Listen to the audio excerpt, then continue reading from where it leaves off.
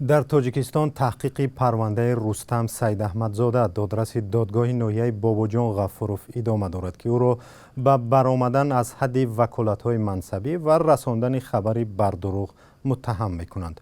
او را روز 29 میلیون در دوشنبه دستگیر کردند، اما نه تنها دادرس بلکه کاتبه او عزیزه حیدرова نیز به قلابی متهم شده است و این زمان در بازداشت است.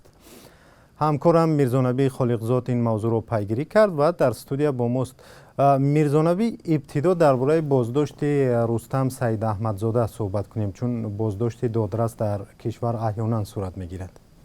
بله مومن، مرافعه رستم سید احمدزاده در دوشنبه روز 1 ایول صورت گرفت و همان طوری که خودت گفتی او را با برآمدن از حد وکالت‌های منصبی و رسانیدن خبری بر دروغ متهم می‌کنند. اما آنگونه که ما از منبع‌های خود شنیدیم، رستم سید احمدزاده خود را بیگناه می‌شمارد و گفته است در جریان تفتیشات بیگناهی خود را ثابت خواهد کرد.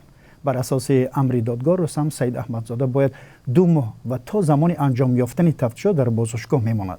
حالا معلوم نیست دادرس ناحیه باباجان غفوروف چی کار کرده است که از حد وکالت‌های خود بیرون رفته است و یا چگونه خبر دروغی را پنهان کرده است معلوم نیست. اما افراد علاهیده‌ای که ما با آنها صحبت داشتیم میگویند که انگیزه اصلی به جنایت متهم کردن قرار سودیه در باره یک ساکن ولایت سوخت است که او را بیگناه اعلام کرد و در تاجیکستان بسیار کمی حالت‌ها پیش میاد که سودیه برخلاف وجه و دلایل دادستان کسی را بیگناه اعلام کند.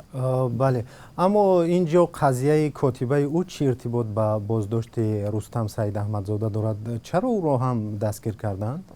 واقعا عزیزه حیدرova کاتبه رستم سید احمدزاده در ناحیه باباجان غفوروف قبل از او یعنی روز 10 ایون دستگیر کردند و به دوشنبه آوردند. مادرش میگوید که او را به قلابی در خرید خانه متهم میکنند و ادعا دارد که مفتشان از این راه دخترش را مجبور کردند که بر ضد سید احمدزاده شهادت بدهد.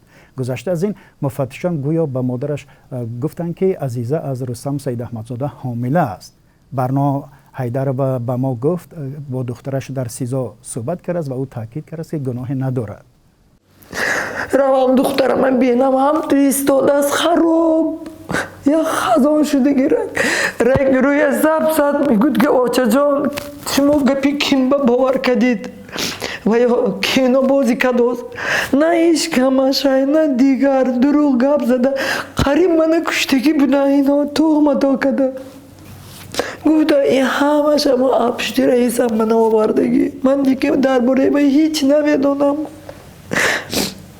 همون خانه بهانه کدوسیان من اکن این خیلی شما و کینوس بازی کدن شما باور کدید میگو این همش دروغ گفتاست.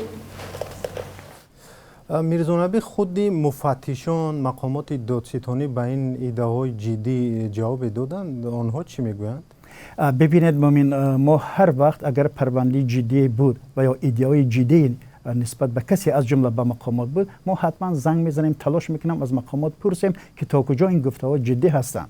اما تلاش‌های ما برای دریافت پاسخ دادستانی کل به این ادعاها و پرونده سید احمدزاده به نتیجه انجامید. رستم سید احمدزاده سال 2017 دادرس دادگاه ناحیه باباجان غفوروف تعیین شد و تا کنون ما فرمان درباره از مقامش برکنار شدن او را ندیدیم که رئیس جمهور صادر میکند. از بس که دادستانی خاموشی اختیار کرده است، مادر عزیزه به عنوان رهبر تاجیکستان از جمله امام علی رحمان و رسم امام علی نامه نوشته و از او خواستند که در تحقیق عادلانه پرونده دخترش مساعدت کنند. همکارم میرزانبی خالقزاد درباره پرونده رستم سید احمدزاده دادرس ناحیه باباجان غفوروف و کاتبه او صحبت میکرد که هر دو بازداشت شدند.